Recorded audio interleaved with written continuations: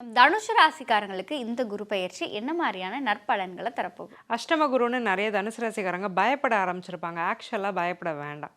என்ன காரணம் அப்படின்னா, 8ஆம் இடத்துக்கு ஒரு சுபகிரகமான குரு தான் வரப்போறாரு. சுபகிரகம் 8ஆம் இடத்துக்கு வரும்போது 8ஆம் இடத்தோட நற்பலன்களை மட்டும்தான் அந்த சுபகிரகம் செய்ய போகுது. அப்போ 8ஆம் இடத்தோட நற்பலன்கள் என்னென்னலாம்?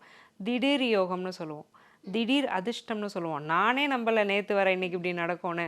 எதிர்பாராது நடக்கும் இல்லையா? அந்த நன்மைகள் எல்லாம் என்ன சொல்லுவோம்னா 8ஆம் இடம்னு சொல்லுவோம்.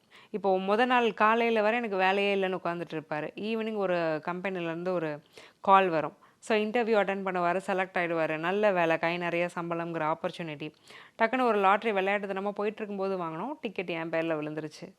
டக்குன்னு நான் ஒரே நாளில் ஓவர் நைட்டில் நான் பணக்காரன் ஆனேன் அப்படிங்கிற ஒரு அமைப்புகள்லாம்.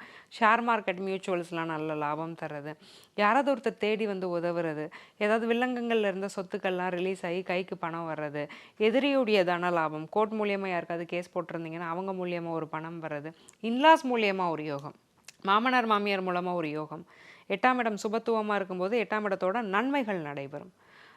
உயரமான இடங்கள்ல இருந்து ஒரு லாபம், யோகம், ஹில் ஸ்டேஷன்ல இருக்கிறவங்களுக்குலாம் ஒரு யோகம், வெளிநாட்டில் இருக்கிறவங்களுக்குலாம் யோகம், வேலை வாய்ப்பு, வேலையில் முன்னேற்றம்ங்கிற மாதிரி எல்லாருக்குமே நிறைய யோகம் தான். நன்மைகள் வந்து தனுசு ராசி என்பர்களுக்கு இருக்குது.